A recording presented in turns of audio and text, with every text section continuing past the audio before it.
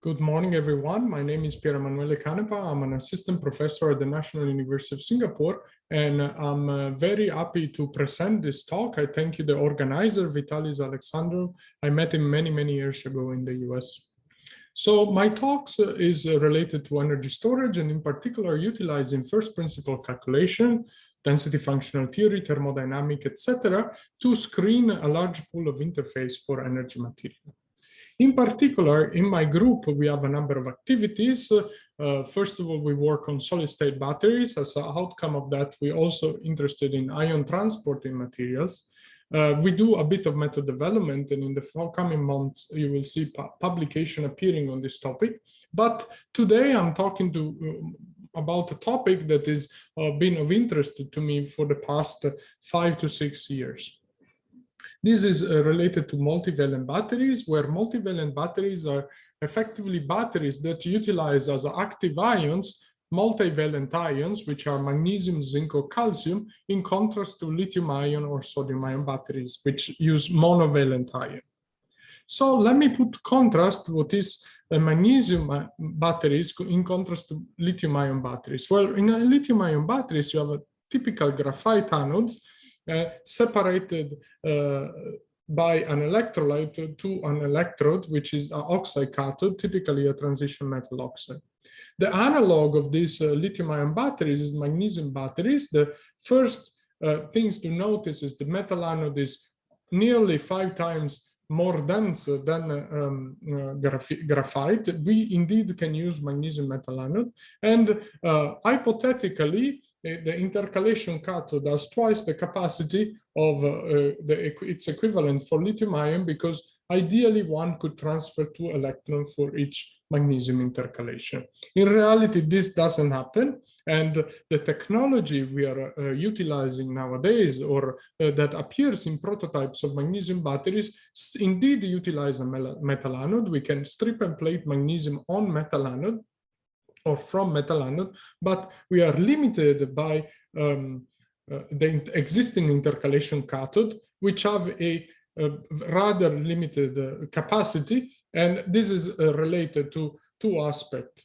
One is the limited capacity, which, as you can see, is due to the fact that you can intercalate very few magnesium atoms in this molybdenum sulfide, and molybdenum is also very heavy at the same time. And the second thing, the fact that we are not using oxide, but perhaps open structures made by sulfur or selenium, such as in this material, which is the Chevreul phase, limit significantly the voltage, the accessible voltage. As a matter of fact, the Chevreul has an open circuit voltage of approximately 1.1 volts. The second bottleneck is the stability windows of existing electrolyte. The organic liquid, non-aqueous liquid electrolyte have rather small stability windows. And in addition to that, we have to deal with a chemistry that can tolerate the aggressive nature of magnesium metal. In addition to that, any presence of oxygen near magnesium metal will induce the formation of magnesium oxide, which is a passivating layer and doesn't allow magnesium transport through it, as we will see later.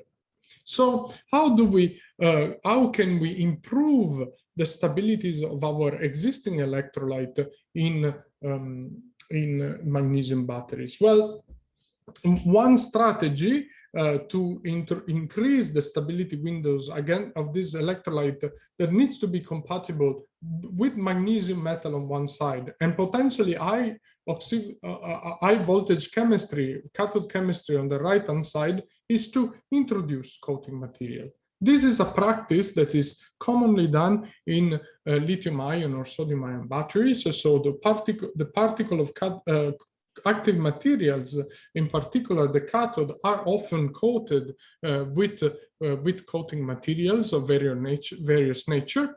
And if we understand how if we identify material that are stable against the potential electrode or at specific voltages, we will also be able to infer knowledge or get knowledge on possible product of the composition of liquid electrolyte, inorganic product of the composition of liquid electrolyte at the interface with the electrodes. So this studies has these two functions of identifying potential coating material and at the same time identifying possible decomposition product of electrolyte on electrodes. The technologies and the methodologies that have been used here have been summarized in this manuscript, which I point out if you're interested, and it doesn't need any subscription to MPJ Computational Material Science. The technology that we use to identify the stability windows and the voltages at which a specific coating material will decompose, in other words, this helps us to identify good coating materials, is based on the gram potential phase diagram. This technique has been developed by my ex-colleague Richard back at MIT and has been extensively applied to lithium and sodium solid electrolyte. Now we applied it to coating material in magnesium batteries. So a good proxy for voltage is the chemical potential divided by the number of electrons and the Faraday constant, as we know very well. So we can now plot rather differently than the usual phase diagram, which has Gibbs free energies versus composition. We plot a new function, which is called the gram potential function, and depends on the Gibbs free energy, but at variable chemical potential of magnesium. Or in other words, we vary the chemical potential of the active ion, and remembering that we can set this chemical potential to be comparable to the voltage that we would measure in a real experiment. So let me show you an application of this. This is a material that we have studied in 2017 or before. It's a magnesium scandium selenide. It's a ternary compound. As you can see on the left-hand side of this phase diagram, is spin between mostly two binary material, magnesium selenide and scandium selenide, which I indicate in red. Now, let's see how the stability of these magnesium scandium selenides depends on the magnesium chemical potential, or in other words, the voltage, right? So in the diagram on the right-hand side, I'm plotting this gram potential phase diagram as function of scandium composition. But what you really need to pay attention is whether the line, the black square intersecting the green line, which is identifies the composition of scandium in scandium selenide, is there. So at 1.4 volts, as identified by the yellow label, versus magnesium, so we are 1.25 volts away from the potential of magnesium metal, this material, magnesium scandium selenide, is there. If I reduce the potential to 0.50, 0.25 volts, the magnesium scandium selenide is still there. You can see intersecting squares, blue squares, matching the green line. But if I move myself at 0 volt, you will see that the square is not there. That means that at this voltage, magnesium scandium selenide is not stable anymore, but it favors the decomposition into two new phases, binary phases that are more stable, magnesium selenide and scandium selenide. So this is an application of the gram potential phase diagram, and it shows you how this methodology can be applied to studying, in fact, the width or the stability windows and identify the oxidative and reductive voltages at which the material will decompose. So we apply this technology now to a large pool of material. This includes halide, chalcogenides, trials, picogens, and hydrides. In doing so, we are only analyzed the experimentally reported binaries, ternaries, and quaternaries of these materials. And of course, because we don't have any, we want to avoid as much as possible the transport of electron, we have not considered metals or materials that contains open D shell metals that belongs to the D or the F block. So in other words, there is no transition metal in these compounds considered. We start from a simple example, the example of the binaries. In this example, we have considered binaries, the halides, and how do we read this plot? On the y-axis, we have the compounds of interest. On the x-axis, we have the voltage versus magnesium. 0 volt, as identified by the red arrow, represents the voltage of magnesium metal. As the voltage grows, we are moving away from magnesium metal and we are going to more positive potential, which are a proxy to identify high voltage cathodes. So if you're sitting at 4.55 volts, we are talking about cathodes, typically transition metal oxide. We have used here magnesium chromium oxide as a potential cathode. So the first observation that we show here by looking at this halide is that all the halides are stable against magnesium metal. They survive at 0 volts. Unsurprisingly, the stability windows, oxidative stability windows, and we will see in a second why, decreases as we move down in the period from fluorine to iodine. We extended this study to oxide and chalcogenides, and this trend follows the same as the halide, being the oxide slightly slower in oxidative stability windows, stability values compared to the fluoride. Again, the chalcogenide remains all stable against magnesium metal. Other compounds such as nitride, germanide, silicides, boron-based compounds have also been investigated, and importantly, the hadride MgH2 still remains very stable. A noticeable trend is that as we move left in the periodic table across different periods, the stability windows progressively shrink. We have extended this process to ternary and quaternary compounds. Here I'm showing you the ternary and quaternary oxide and the stability windows proposed from our studies. Remember, these are thermodynamic stability windows which do not include any kinetic terms.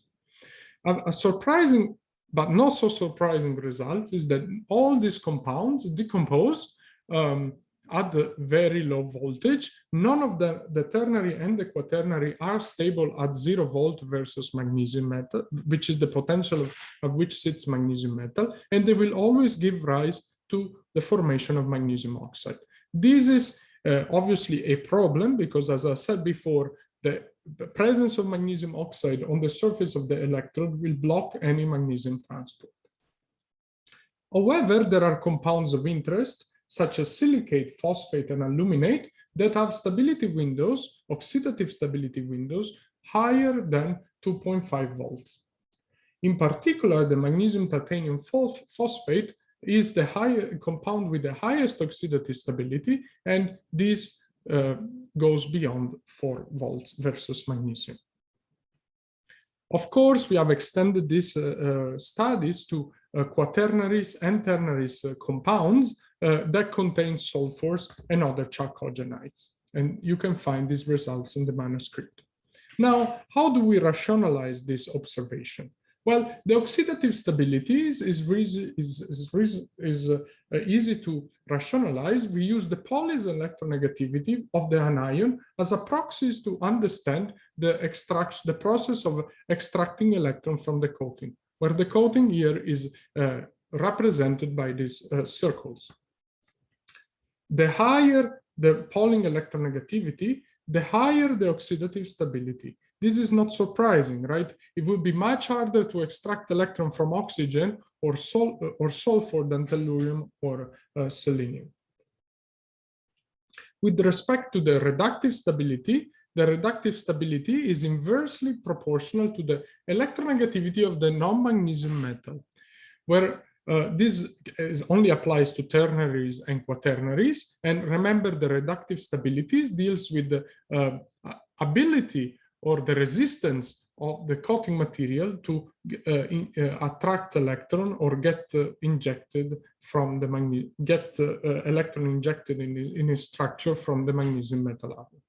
So the Pauling electronegativity of if the Pauling electronegativity is very high on the cation that are not magnesium. For example, if you look at aluminum in aluminates or phosphorus in phosphate, then if this Pauling electronegativity is very high, there will be more propensity for this material to attract electrons. So we prefer materials that have lower Pauling electronegativity of the non-magnesium cation, such as aluminum or silicon, as presented by the comparison at the bottom of this slide. So a chlorine will attract more electron, a chlorine-based material, than an aluminum aluminate or a silicate material. A second proxy to identify stable coating material in terms of their reductive stability is to look how what is the likelihood of the binary compounds connected to the ternaries of the quaternary to form. We know very well that magnesium oxide is extremely stable, and its stability is much higher than magnesium sulfide, which is higher, whose stability is higher than magnesium selenide and telluride. So the propensity of magnesium oxide, the propensity of the oxide to form its binary compounds is higher than the sulfide or a ternary sulfide to form its binary compound, which leads oxide-containing compounds to have a lower reductive stability windows than the equivalent sulfides, selenide and tellurides. But the problem in identifying materials that are stable against electrode is indeed very important. But this doesn't answer the question, will be the material able to transport magnesium? Often this is also not neglected in the case of coating material for lithium and sodium ion.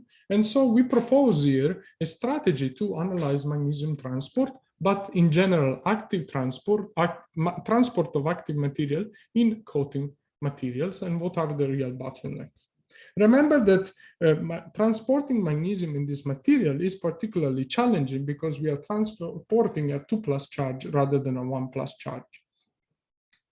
As an example, I'm showing you this video on how we connect the microscopic properties of ion transport. Here, magnesium is identified in green and is starting from its tetrahedral coordination, and is moving to the next tetrahedron by moving across these oxides, the oxygen in red are oxide. This is the transition states, which is associated to a migration barrier. The quantity that we are interested in, and we relate to macroscopic measurements such as impedance spectroscopy or solid state NMR, as well as quants.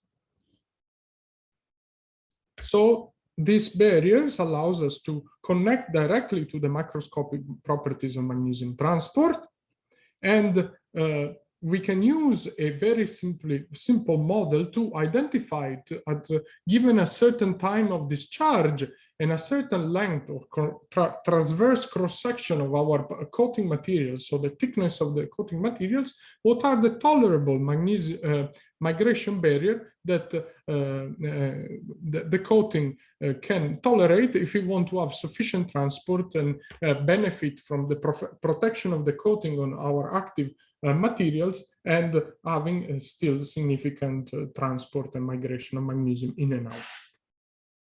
So we have identified pretty much two thresholds that identify two different situations. The first situation is we consider a fast discharge, so 10C. This is obviously something a bit difficult to reach, but give us one of the extreme of this situation. And we are looking at a coating material that have a thickness of 50 nanometer and a operating temperature of 25 degrees C. We can infer that given this condition, we can tolerate a maximum barrier of 600 millielectron volts.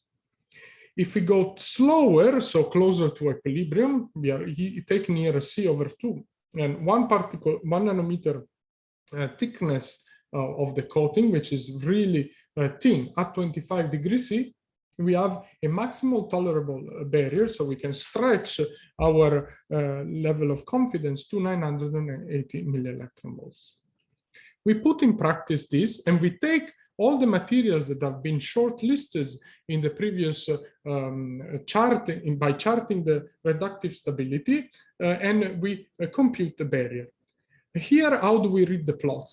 On the y-axis, you see the computed migration barrier. On the x-axis, you see the computed migration barrier. On the y-axis, you see different materials. The number in green are the stability windows, oxidative and reductive stability windows.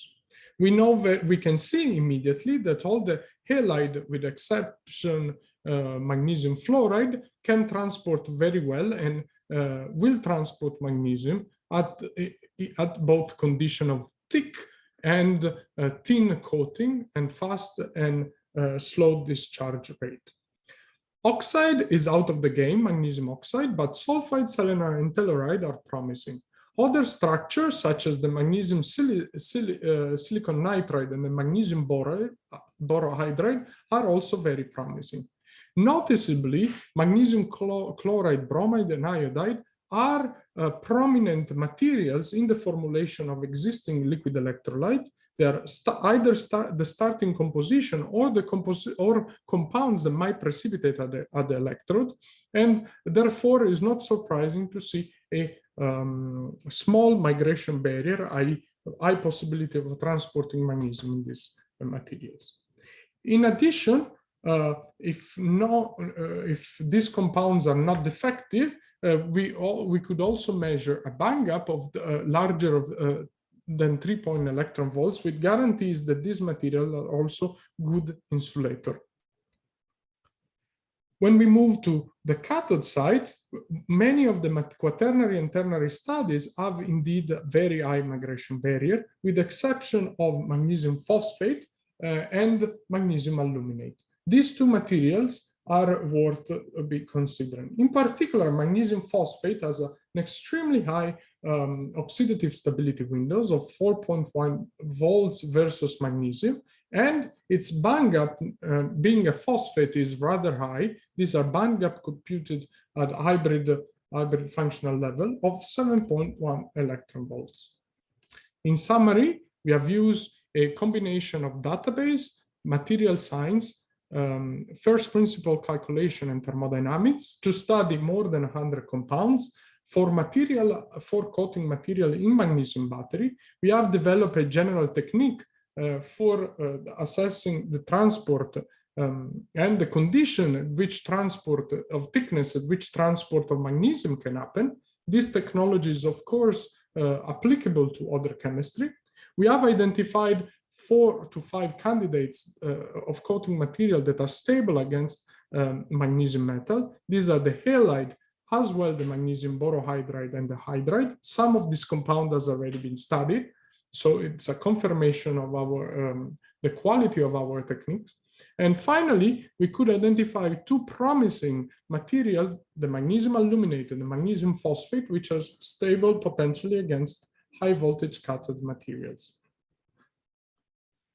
Finally, this research has led to new science in the development of calcium battery, again, multivalent battery. Here we have applied its technology to understand the decomposition products that might form as a result of the decomposition of liquid electrolyte in calcium battery at the calcium metal. This is an activity spearheaded by Alexandre Ponrouche in Barcelona. And finally, I want to thank my colleagues that have assisted me in this research, NRF and the Ministry of Education, for giving me the possibility of talking at this conference. Thank you very much for your attention. I will be happy to answer any questions.